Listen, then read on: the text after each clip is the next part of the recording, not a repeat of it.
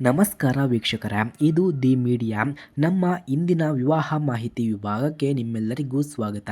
ಇವತ್ತು ನಮ್ಮ ಮುಂದೆ ಒಬ್ಬರು ಸುಶಿಕ್ಷಿತ ಮತ್ತು ಸ್ವಾವಲಂಬಿ ಯುವತಿಯ ಪ್ರೊಫೈಲ್ ಬಂದಿದೆ. ಇವರ ಹೆಸರು ಪೂಜಾ ಅಂತ.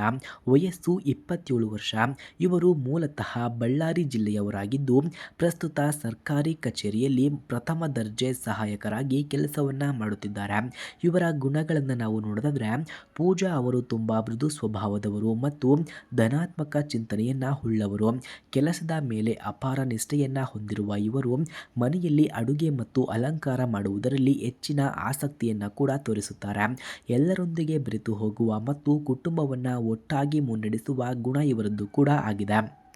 ಹಾಗೆ ಸ್ನೇಹಿತರೆ, ಇವರ ಕುಟುಂಬದ ಬಗ್ಗೆ ಮಾಹಿತಿಯನ್ನು ನಾವು ನೋಡೋದಾದ್ರೆ, ಇವರ ಕುಟುಂಬವು ತುಂಬ ಗೌರವಾನ್ವಿತ ಮತ್ತು ಸಾಂಪ್ರದಾಯಿಕವಾಗಿರುವಂತಹ ಕುಟುಂಬವಾಗಿದೆ.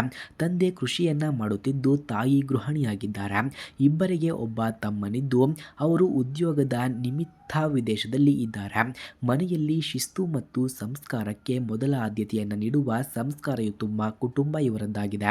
ಹಾಗೆ ಇವರ ಮದುವೆಯ ಬಗ್ಗೆ ಅಭಿಪ್ರಾಯವನ್ನು ನಾವು ನೋಡೋದಾದ್ರೆ, ಮದುವೆಯ ಬಗ್ಗೆ ಪೂಜಾ ಅವರ ಅಭಿಪ್ರಾಯ ತುಂಬ ಸ್ಪಷ್ಟ ಕೂಡ ಆಗಿದೆ. ಮದುವೆ ಎನ್ನುವುದು ಎರಡು ಜೀವಗಳ ಪರಸ್ಪರ ಸಹಕಾರ ಮತ್ತು ಅನ್ಯೋನ್ಯತೆಯ ಬದುಕು.